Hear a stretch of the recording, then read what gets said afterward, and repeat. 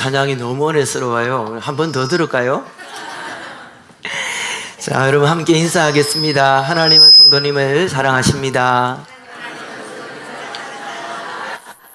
예, 여러분 한 주간도 왜 자꾸 이래요? 예, 한 주간도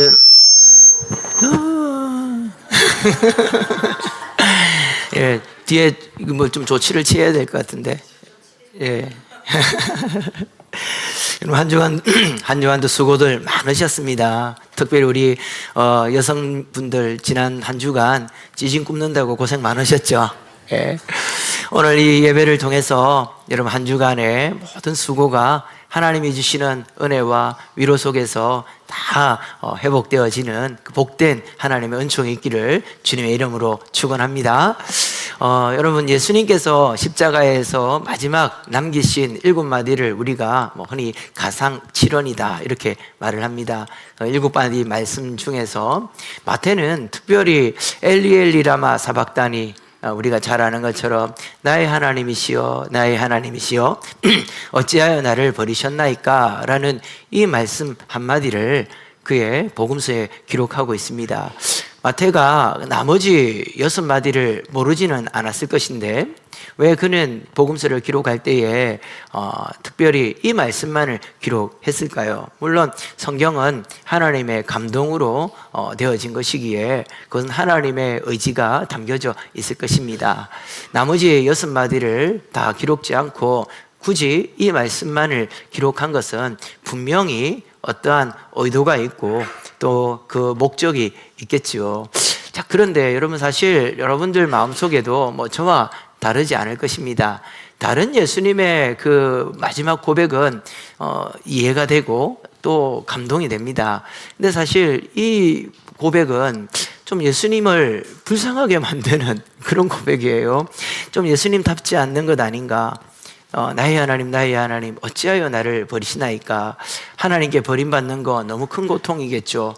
제자들에게도 고통을 받았던 버림받았던 예수님께서 사랑하는 아버지에게마저 버림을 받는 그 이 단절의 고통, 그것은 아마 이루 말할 수 없었을 것입니다.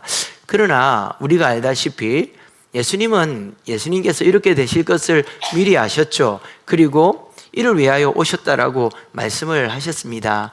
그리고 우리가 잘 아는 것처럼 겟세마네 동산에서 예수님은 밤이 새도록 이 고통을 이겨내기 위해서 하나님 아버지께 기도를 드렸고 그 기도의 응답으로 하나님의 뜻에 순종하기로 결정하시고 나오신 것입니다.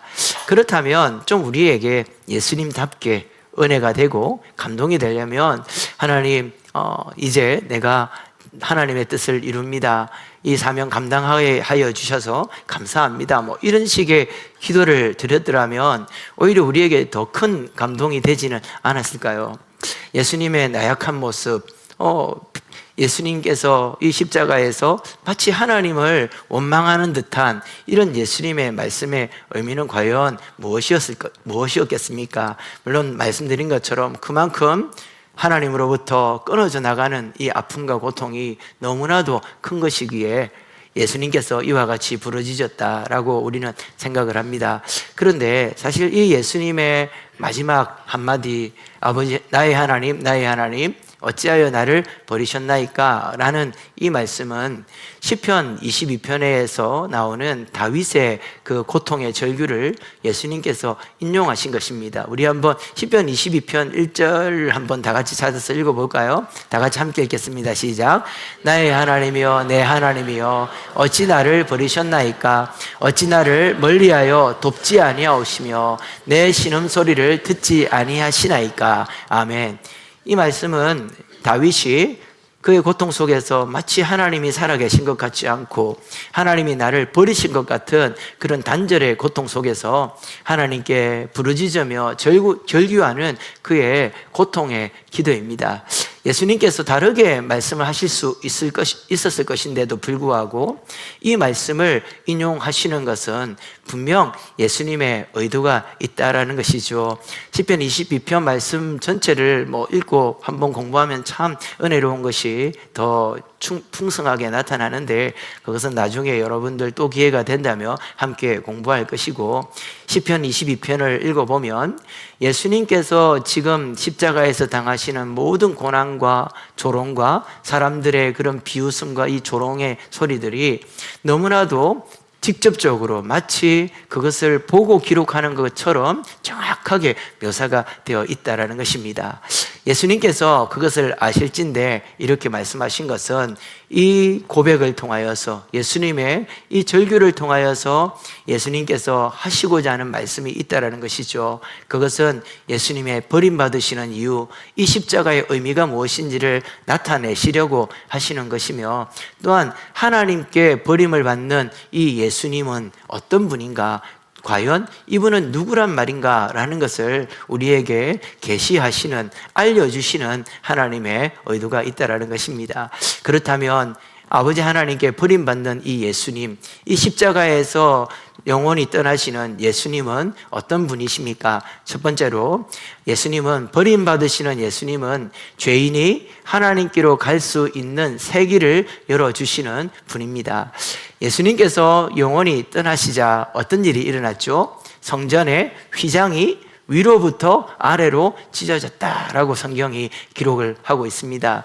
여러분 다 알다시피 성전에는 성소와 지성소가 있습니다. 그리고 그 성소와 지성소 사이에는 아주 두꺼운 커튼이, 휘장이 이렇게 가로막고 있는 것이죠. 그리고 그 휘장 안쪽을 지성소라 그러고 휘장 바깥쪽을 성소라 그럽니다. 그 지성소는 하나님이 거하시는 곳이기에 인간이 들어갈 수 없습니다. 오직 유일하게 1년에 한 차례 대제사장만이 대속 제사를 위하여 들어갈 수 있는 장소죠. 그런데 예수님께서 숨을 거두실 때에 휘장이 위로부터 아래로 찢어집니다. 위에서 아래로 찢어졌다는 것은 무엇을 의미하는 것일까요? 사람이 찢는다면 휘장이 아래에서부터 위로 찢어져야 됩니다. 그런데 휘장이 위에서부터 아래로 찢어졌다는 것은 하나님께서 그 휘장을 찢어버리셨다라는 것이죠. 이제 하나님과 인간 사이를 가로막고 있는 그 담이 허물어져 버린 것입니다. 죄인은 감히 근처에도 갈 수 없고 들어갈 수 없는 그 하나님의 영광의 자소에 죄인들이 들어갈 수 있는 새 길이 열렸다라는 것을 우리에게 말씀하시는 것이죠. 주님께서 십자가에서 죽으신 것은 바로 죄인이 하나님께로 나아가는 새 길이 열렸다라는 것을 알려주는 사건입니다. 그런데 이것은 또 하나의 의미가 있습니다. 히브리서의 기자는 이 예수님이 우리를 위하여 하나님 앞에 나아가 언약을 맺으시는 언약의 중보자이시고, 또한 예수님은 언약을 위하여 하나님께서 준비하신 제물이다라고 말씀을 하고 있습니다. 사실 여러분, 언약이라는 말은 굉장히 익숙한 단어예요. 우리 성도들에게 있어서 언약이라는 단어는 정말 매주마다 듣는 그런 굉장히 성경적인 단어이고 기독교적 단어입니다. 그럼에도 불구하고 이 언약의 뜻이 무엇인지, 또 그 언약이 어떤 의미인지를 정확하게 아시는 분은 제가 확신컨대 거의 여기에 별로 계시지 않을 거다라고 생각합니다. 이게 제가 교만해서 그런 게 아니라 사실 굉장히 어려운 신학적 의미가 담겨져 있고, 언약이라는 단어를 많이 씀에도 불구하고 목사님들이 이것을 여러분들에게 자주 설명하지 않는 연유입니다. 그럼에도 불구하고 우리는 이 언약의 의미를 정확하게 알아야 됩니다. 그래야 성경을 이해할 수 있고 하나님 나라를 이해할 수 있고 예수님의 십자가를 이해할 수 있기 때문이죠. 제가 지금부터 최대한 저의 모든 실력과 정성을 다 모아서 여러분들에게 쉽게 설명을 해보려고 합니다. 언약이라는 것은 언제 세우는 것이냐면 관계를 만들어 나갈 때 언약을 세웁니다. 제가 아무런 상관이 없는 사람인데 굉장히 친해요. 근데 아무 상관이 없습니다. 그런데 언약을 맺는 순간 그 사람과 나 사이에는 법적인 관계가 세워집니다. 그때부터 우리 두 사람은 언약 관계가 되는 것이죠. 가장 대표적인 것이 바로 결혼입니다. 여러분, 결혼을 언약식이다라고 말하죠. 아무리 사랑해도 10년을 사귀고 20년을 사귀고 30년을 사귀어도 결혼식을 안 한 사람들은 그냥 사랑하는 사람이지 아무런 법적인 관계가 없습니다. 남이라는 것이죠.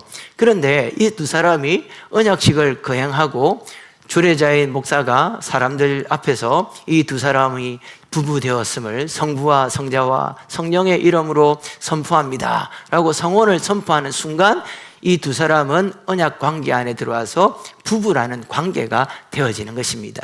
이처럼 고대 사회에서는 관계를 만들 때에 언약을 맺습니다. 주로 나라와 나라 사이에 언약을 많이 맺는데 그 종주권 언약이다 그러죠. 주인과 종의 언약이다 그럽니다. 전쟁을 해서 승리한 국가와 패배한 국가가 있으면 언약을 맺어서 이긴 나라는 주인 나라가 되고 패배한 나라는 종의 나라가 됩니다. 그때부터 이 두 나라는 언약 관계 안에 들어오는 것이죠. 그래서 관계가 만들어집니다.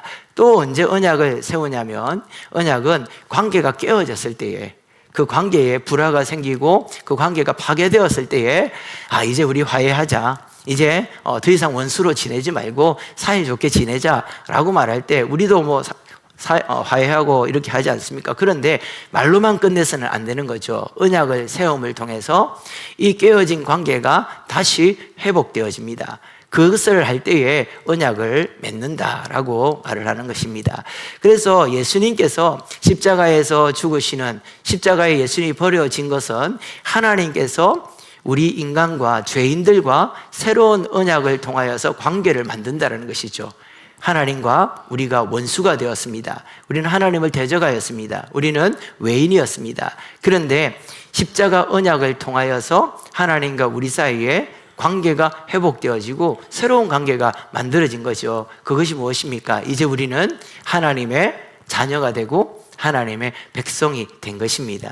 언약이 바로 이와 같은 목적과 기능을 가지고 있어요. 하나님께서 우리를 구원하실 때 어떤 방법을 쓰시냐면 언약이라는 방법을 통하여 우리를 하나님의 자녀와 백성 만드신 것입니다. 자, 그런데 언약에는 반드시 있어야 될 두 가지가 있습니다. 하나는 언약을 유지하기 위한 서로 간의 약속이 있어야 되고요. 그리고 그 약속을 증명하는 제물이 있어야 되는 것입니다. 그래서 언약을 맺으면 두 언약의 당사자들이 주례자 앞에 나옵니다. 그리고 서로 간의 약속을 서약을 합니다.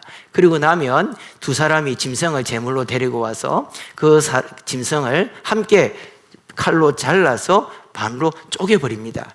그래서 우리는 언약을 세운다, 또 성경에는 언약을 맺다 이렇게 번역을 하고 있지만 구약 성경에 나오는 구약 성경을 기록한 히브리어는 언약을 쪼개다라고 동사를 사용합니다. 언약은 짐승을 쪼개는 것이기 때문에 언약을 세우다, 언약을 맺는다라는 것은 짐승을 쪼개어서 언약을 맺는다라는 것이죠. 그리고 나면 이 쪼개어진 짐승을 반으로 이렇게 벌려놓고 언약을 맺은 두 당사자들이 약속문을 가지고 손을 잡고 지나가는 것입니다. 그 지나감으로 언약이 이제 완성이 되는 거죠. 어떤 의미일까요? 이거 어기면 너를 반으로 잘라서 죽여버린다는 거예요. 그러니까 언약은 굉장히 무서운 겁니다. 언약은 목숨을 걸고 지켜야 되는 것이죠. 언약을 어기면 실제로 언약을 파괴하면 죽음으로 그것을 보상을 해야 되는 것입니다. 그래서 예수님께서 십자가에서 죽으신 것은 하나님께서 우리와 맺으시는 언약의 제물로서 죽으신 것이다 라는 것이죠. 히브리서 10장 9절 10장에서는 이것을 정확하게 말씀을 하고 있습니다. 히브리서 10장 한번 띄워주시겠습니까? 말씀을 좀 띄워주십시오. 다 같이 함께 읽겠습니다. 시작. 그러므로 형제들아 우리가 예수의 피를 힘입어 성소에 들어갈 담력을 얻었나니 그 길은 우리를 위하여 새로운 살 길이요 휘장은 그의 육체니라. 아멘. 자, 여기 보십시오. 히브리서 기자는 예수님이 언약의 제물이다 그럽니다. 그런데 이 언약의 제물을 하나님께서 우리를 위해 준비했는데 이 언약의 제물을 하나님께서 반으로 잘라버렸다라는 거예요. 누가 잘린 겁니까? 예수님이 잘린 거예요. 그래서 히브리서 기자는 찢어진 그 휘장이 바로 예수님의 몸이다라고 설명을 하고 있습니다. 그런데 여러분 여기에서 놀라운 은혜의 사실이 있습니다. 원래 언약은요 쌍방이 맺어야 되는 거예요. 쌍방이 맺고 서로 간에 약속을 가지고 언약을 맺습니다. 그리고 나면 이제는 이 약속을 목숨을 걸고 지켜야 되는 것이죠. 그런데 십자가에서 하나님께서 세우신 이 새 언약은 일방적인 언약입니다. 여러분, 짐승을 함께 잘라야 되는데 이 휘장이 위에서부터 아래로 찢어집니다. 하나님께서 홀로 이 휘장을 찢어버린 것이죠. 언약의 제물 대신 예수님을 하나님이 쪼개어서 갈라버리신 겁니다. 여러분, 왜 그럴까요?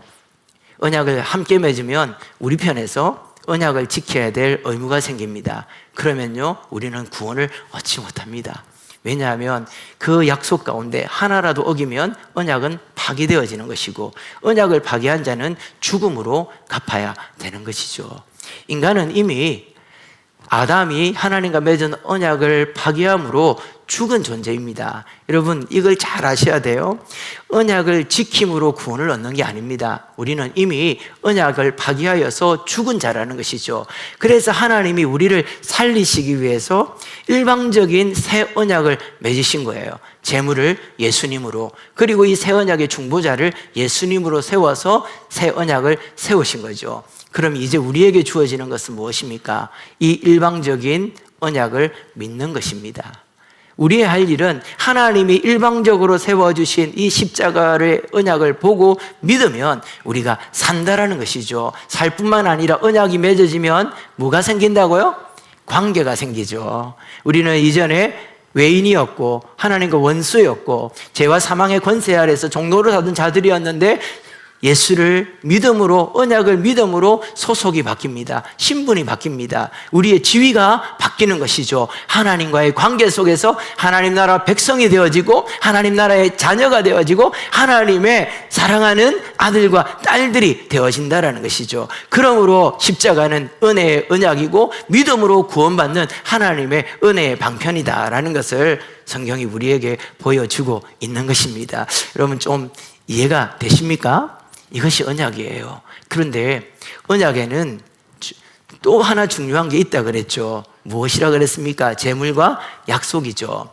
우리 편에서 하나님께 이 언약을 유지하기 위해서 지켜야 될 약속은 없습니다. 우리는 그냥 그것을 온전한 예수의 공로로 믿는 믿음으로만 구원을 얻고 이 관계가 유지가 되는 겁니다. 그런데 하나님은 일방적으로 약속을 하셨어요.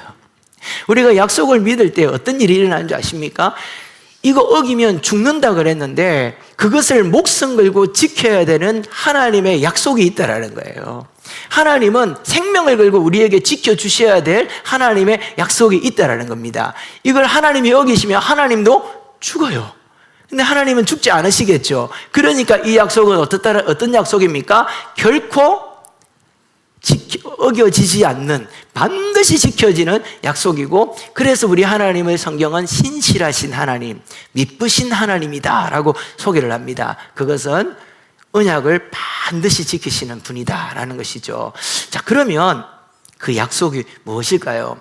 시작할 때 나의 하나님 어찌하여 나를 버리셨나이까 라는 이 예수님의 고통의 절규는 다윗이 하나님께 부르짖었던 고통의 기도라고 말씀을 드렸습니다. 그런데 시편 22편의 말씀을 보면요, 하나님께서 다윗의 그 고통 소리를 들으십니다. 그리고 다윗을 구원하십니다. 근데 이 구원이 다윗의 개인의 구원으로 끝나지 않습니다. 다윗이 구원받은 것을 보고 땅의 모든 것이, 제가 지금 끝이라고 했습니까? 예, 이 발음이 잘 안 돼요. 땅의 모든 끝이가 모든 끝이 여호와를 기억하고 하나님을 알게 된다라는 거예요. 다윗의 구원을 보고 땅의 모든 끝에 있는 사람들이 하나님을 기억하고 알게 되고, 모든 나라가 하나님께 나와서, 모든 민족들이 주님께 나와서 엎드려 절하고 경배한다라고 성경이 기록하고 있습니다. 그렇다면 예수님께서 이 시편 22편의 말씀을 인용하여서 그의 고통의 절규를 하나님께 부르짖는 이유는 무엇이겠습니까? 이것은 예수님의 고통의 절규라기보다 우리를 향한 하나님 예수님의 마지막 사랑의 중보라는 것이죠. 다윗이 구원받음으로 땅의 모든 끝이 여호와를 알게 되어지고 모든 민족이 하나님을 믿게 되어집니다. 여러분, 고대 이스라엘에서는 있을 수 없는 일이죠. 유대인이나 이스라엘이 아닌 사람들이 어떻게 하나님을 알 수 있고 하나님을 기억합니까? 그리고 이방인들이 어떻게 하나님께 절하고 경배할 수 있습니까? 그런데 다윗의 구원을 통하여 일어날 그 일이 바로 모든 백성들이 주를 알고 모든 땅의 끝의 사람들이 하나님께 돌아온다라는 것이죠. 그러므로 이 예수님의 고백은 무엇을 의미하는 것일까요? 예수님께서 하나님께 버림받으심으로 이제 그 고통을 통하여 어떤 일이 일어난다는 것입니까? 하나님께서 땅의 모든 끝의 사람들을 구원하신다는 거예요. 땅의 모든 끝이 주를 기억하고 모든 사람들이 하나님을 알게 되어지고 모든 나라의 모든 백성들이 하나님께 나와 경배하는 이 구원의 역사가 일어날 것이다 라는 것을 다윗이 예언하였고, 이제 예수님께서 십자가에서 그것을 이루신다라는 것을 보여주기 위해서 예수님께서는 십자가에서 나의 하나님 어찌하여 나를 버리시나이까 라고 외쳤던 것입니다. 이 외침은 바로 이런 것이죠. 나의 하나님 주님이 나를 버리셨습니다. 그러므로 나를 버리시고 땅의 모든 끝에 이방인들을 구원하여 주십시오. 하나님, 나를 십자가에 주님이 버리셨습니다. 그러므로 이제 나의 버림으로 말미암아 땅의 모든 끝, 모든 민족들이 주님께 돌아와서 예배하고 경배하게 하여 주시옵소서 라는 예수님의 간절한 중보의 기도가 바로 이 외침이었다라는 거예요. 그래서 어떻게 됩니까? 휘장이 위에서부터 찢어버린 것입니다. 대제사장만이 들어갈 수 있는 그 길로 죄인들이 들어가는 것이고 이방인들이 들어가고, 오늘 지금 여기에 여러분들과 우리가 그 휘장을 지나서 예수의 피를 힘입어 스스로 몸을 찢으신 예수님의 그 은혜를 힘입어 하나님께 나아가서 하나님을 뭐라고 부르시죠? 아버지라고 부르는 것입니다. 그 하나님을 우리의 왕이라고 부르는 것입니다. 그리고 그 하나님 앞에 나와 우리가 예배하고 경배하는 것이죠. 바로 예수님의 이 부르짖음은 온 천하 만민을 구원하시겠다라는 하나님의 그 구원의 계획이 이루어지게 해달라는 예수님의 간절한 중보의 기도입니다. 우리가 믿는 버림받은 예수의 복음, 십자가의 복음이 무엇입니까? 바로 이 세기를 우리 주님이 스스로 몸을 찢어 열어주셨다라는 것이죠. 이 예수의 십자가 복음을 믿으심으로 하나님 앞으로 나아와 주님을 경배하며 또한 이 십자가의 복음을 증거하며 살아가시는 우리 성도님들 되시기를 주님의 이름으로 축원합니다.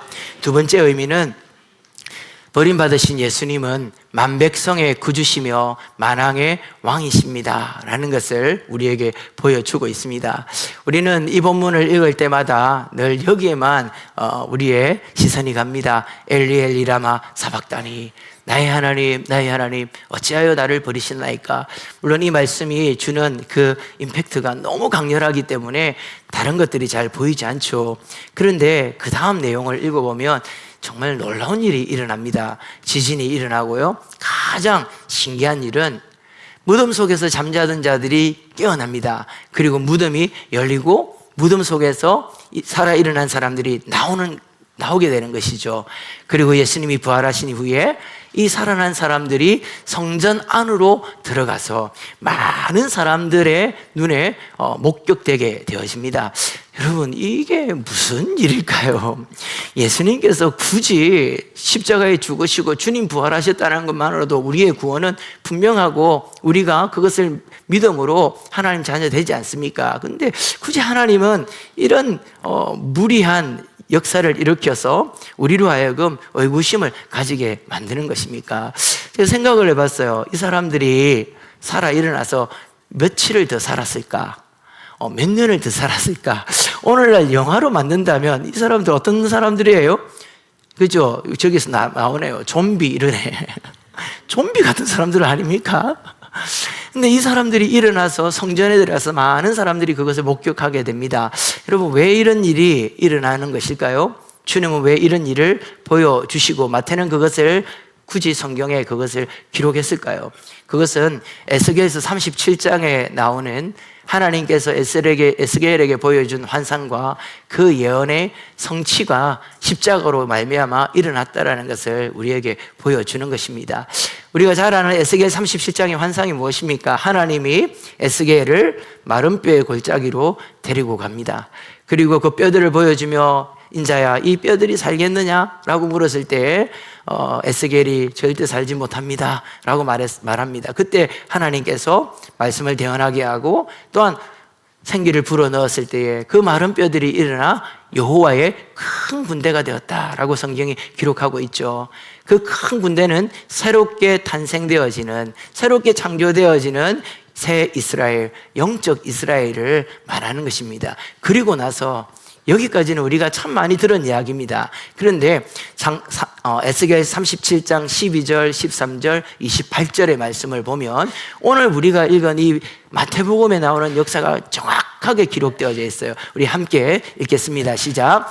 그러므로 너는 대언하여 그들에게 이르기를 주 여호와께서 이같이 말씀하시기를 내 백성들아 내가 너희 무덤을 열고 너희로 거기에서 나오게 하고 이스라엘 땅으로 들어가게 하리라. 내 백성들아 내가 너희 무덤을 열고 너희로 거기에서 나오게 한즉 너희는 내가 여호와인 줄을 알리라. 아멘. 여러분 너무 놀랍지 않습니까? 소름이 돋도록 신기하지 않습니까? 하나님께서 몇백 년 전에 에스겔에게 환상을 통하여 보여주신 그 환상과 그 예언이 이제 골고다에서 성취되어지는 것입니다. 하나님께서 에스겔을 마른 뼈의 골짜기로 데려갔습니다. 하나님께서 예수님을 이제 해골의 골짜기 골고다로 데려갔습니다. 그리고 그 마른 뼈의 골짜기에서 예언되었던 그 예언과 환상이 이제 해골의 골짜기 골고다에서 이제 예수님을 통하여 성취되어지는 것을 우리에게 보여주고 있는 것이죠. 이 말씀은 이런 거예요. 이제 무덤에서 사람들이 일어나게 될 것이다. 그리고 그 사람들이 일어나서 이스라엘로 돌아온다. 이 무덤에서 일어나는 사람들은 하나님이 재창조하시는 새 이스라엘, 영적 이스라엘을 말하는 것이고 전 세계에 흩어진 사람들이 다 하나님께로 돌아오게 될 것이고 그리고 하나님께서는 그들을 처소 삼아서 그들 가운데 거하고 그들을 영원히 떠나지 않을 것이다 라는 약속을 주십니다. 그리고 예수님께서 이를 성취하시는 것이죠. 죽으실 때 잠자던 자들이 무덤에서 일어나 나옵니다. 그리고 일어난 자들이 어디로 갑니까? 성전으로 들어가는 것이죠. 성전은 누구만 들어갈 수 있습니까? 이스라엘 백성만 들어갈 수 있는 거예요. 이방인들은 들어가지 못하는 것입니다. 그런데 성전으로 들어간다는 것은 이들이 이제 이스라엘이 된다는 거예요. 하나님께서 에스겔의 이 예언을 성취하심으로 예수님이 십자가에 죽으심으로 말미암아 죽은 자들이 살아나는 겁니다. 예수님이 버림받음으로 버림받았던 인생들이 하나님께 다시 돌아오는 역사가 일어난다는 것을 우리에게 보여주는 것이죠. 뿐만 아니라 28절을 한번 다시 한번 읽어보겠습니다. 함께 읽겠습니다. 시작. 내 성소가 영원토록 그들 가운데 있으리니 내가 이스라엘을 거룩하게 하는 여호와인 줄을 열국이 알리라 하셨다 하라. 아멘. 그대로 두십시오. 하나님의 약속이 무엇입니까? 이제 하나님께서 하나님의 집 성소를 영원토록 그들 가운데 주신대요. 그들이 누군데요? 무덤에서 살아 일어난 사람들입니다. 그들이 누굽니까? 예수님이 죽으심으로 새 생명을 얻은 바로 우리들입니다. 하나님께서 이제 성전에 계시지 아니하고 건물로 만들어진 성전에 계시지 아니하고 성도들인 우리들 하나님의 언약을 통하여 새롭게 창조하시고 새롭게 살게 하여 주신 우리 가운데 하나님이 처소를 정하시고 이곳에서 영원히 떠나지 않으시고 우리와 함께 하신다라는 것을 주님이 약속하셨는데 이제 예수님을 통하여 이 임마누엘의 약속이 성취되었다라는 것을 우리에게 보여주시는 것이죠. 그리고 그것을 누가 확인합니까? 열국이 알리라. 이스라엘 사람들이 아니라 천하만민 온 세상의 열국들이 그걸 알게 될 것이다 라고 말을 합니다. 이 사건이 일어났을 때에 죽은 자들이 살아 일어나고 지진이 일어나고 예수님께서 숨을 거두실 때에 휘장이 찢어지는 이 모든 사건을 보고 제일 먼저 예수가 하나님의 아들이시고 예수가 하나님이신 것을 누가 고백하게 됩니까? 오늘 우리가 읽은 말씀으로 돌아가면 백부장이 이 사람은 참으로 하나님의 아들이도다 라고 고백합니다. 이 백부장은 누구입니까? 유대인이 아닙니다. 이스라엘 백성들이 아닙니다. 그는 로마의 군대 장관이죠. 이 백부장이 열국을 대표하여 지금 거기에 서 있는 겁니다. 그리고 이 에스겔 선지자의 예언과 이 환상을 이 백부장의 입술을 통하여 성취하고 있는 것이죠. 백부장이 고백하는 겁니다. 이 사람이 과연 참으로 하나님의 아들이었도다.